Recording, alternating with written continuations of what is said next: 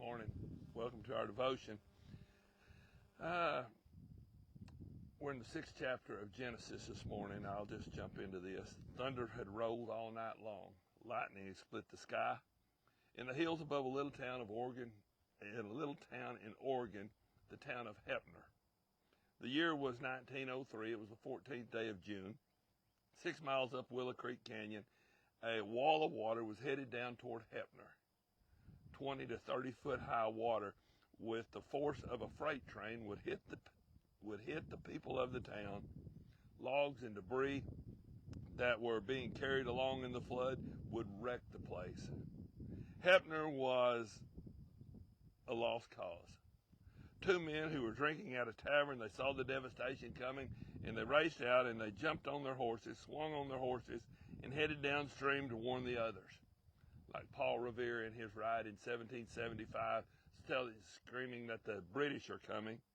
The two men knew that they were the only chance to save the lives of the next town down the stream, down the canyon, 200 people that lived at a little town of Lexington.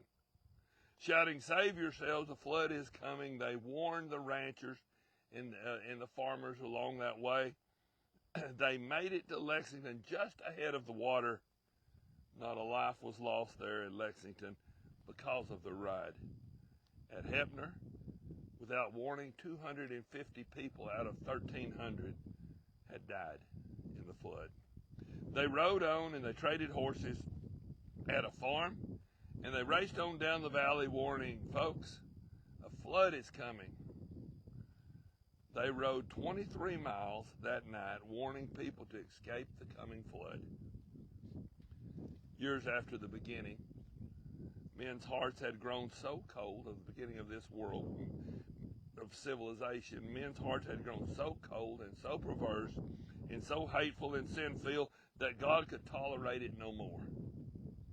God looked down at the earth, and in verse 6, chapter 6, it says God had repented that he had made man upon the earth.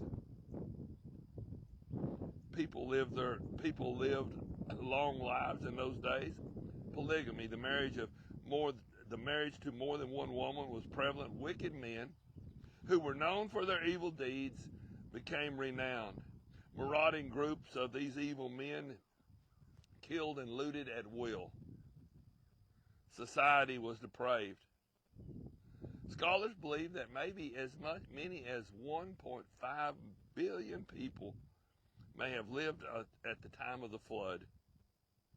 Spiritual war, with Satan in charge, attempted to pervert and to twist the whole human race. Now, in the first 4 verses of Genesis, it has been a puzzling thing to Bible students forever. Some believe it says that the sons of God saw that the daughters of men were fair, and well, you have to read it yourself, I suppose. But they believe that believers from the line of Seth, married demon-possessed unbelievers from the line of Cain. And when believers marry non-believers, most usually the believers will lose out. And their children, they forsake God. At the time just prior to the flood, the entire world, with the exception of Noah and his family, had forsaken God. Except for Noah, his direct family, Noah and his wife and his 3 sons and their wives, were all that were left of a godly lineage. Another theory on those first 4 verses is that fallen angels, the wicked angels that are spoken of in Jude Jude 6 and 7, where it speaks about them having left their first state and are now chained in darkness, that those fallen angels had relations with human women and produced an unnatural offspring. Well, I don't know about that. That sounds kind of far-fetched. Maybe so. The occult, though, is filled with all kind of sexual perversions, of which we're living in today. Anyway, the demons are waiting for Jesus to be thrown into the lake of fire at the end time. Verse 5 tells us that the imagination of man was continually evil, that all of the thoughts of people before the flood were nothing but wrong and nothing but evil. Verse 6 again says that it repented God that he had ever even made man. In order to preserve the righteous Adam and his family who were living in righteousness, God saw the only way was a flood that would destroy all human life and animal life and begin again with 8 righteous people in this world. This would be a worldwide flood with only Noah and his family preserved alive. Noah's name means the one who will comfort. Noah walked with God, or in other words, Noah had a relationship with his Maker. And it says that he found grace, or found favor in God's sight. Noah's mission was a large one. I'd like to say it was overwhelming, at least it would be to me. One that would take Noah 120 years from beginning to completion. God gave Noah detailed blueprints for a huge wooden barge with one window, an 18-inch vent around the top.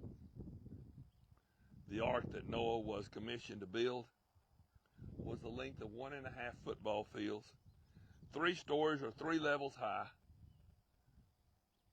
It contained about 1.4 million cubic feet. Noah built the ark without variation. He plastered it inside and out with pitch that would preserve the wood for a very long time. The ark's capacity was about 860 railroad boxcars. Noah built the ark not down next to the river or near the sea, but on dry ground in a time when it had never rained before. What was this crazy man doing? What was going on all the time that Noah built the ark? Well, the 11th chapter of Hebrews tells us that Enoch was alive and Enoch was preaching during part of that time, until, as it says in Genesis 5:24, that he walked with God and God took him. God took him on to heaven. Maybe Methuselah, his son, he may also have been alive and been preaching. Lamech, Noah's father, may have been godly. And then Noah, who we are told preached God's judgment of the flood for 120 years without a single convert other than his own family. In 2 Peter 2 and 5, it calls Noah a preacher of righteousness. Noah's life, his mission, and his preaching served as a warning to all of those of all time. Oh, we are not quite to that point or that place where Noah was. We're not living in a world that's just completely divested of God except for 8 souls. No, we are not there yet. But without doubt, we're surrounded by wickedness and worldliness and perverseness and evil. It's our time. It's our job to be the preachers of righteousness, to warn people of this world that judgment is coming. First, the rapture, where the blood-bought will be taken on into heaven, and then the judgment of God upon this earth. You and I have a mission, and that is being preached by every one of us every day in everything that we do, by our words, by our actions, by our attitudes, by our morality, by our love, by our compassion to those who know not Jesus. So will you swing onto your horse? Will you race down the valley? Will you race into the world? Warning people of judgment to come, showing them the love of the Savior, offering them this great plan of salvation that he has for them. Jesus said the conditions before his return would strongly resemble Noah's day in Matthew 24:37. People insist on living independent of God. They want nothing to do with him. God God won't continually forever try to win the hearts of men. Genesis 6:3 says that God will not always strive with man. My spirit will always not strive with man. It may be you. If not you, you certainly know someone who is in the state of rejection. Rejecting God, time is short. The need is urgent. Let's gather people into the ark of God's safety, into the ark of God's salvation before it's too late. Think about it, would you? Do you remember Hebrews 10:25? Where it says, forsake not the assembling of yourselves together. Try to go to church somewhere today. It sure would help you. And then also, would you please remember that it said what Luke told, or what Jesus told the disciples in Luke 21:28 when they were asking about the end times. He said, look around you. Lift up your head. When you see all these things come to pass, your redemption draweth nigh. God bless you.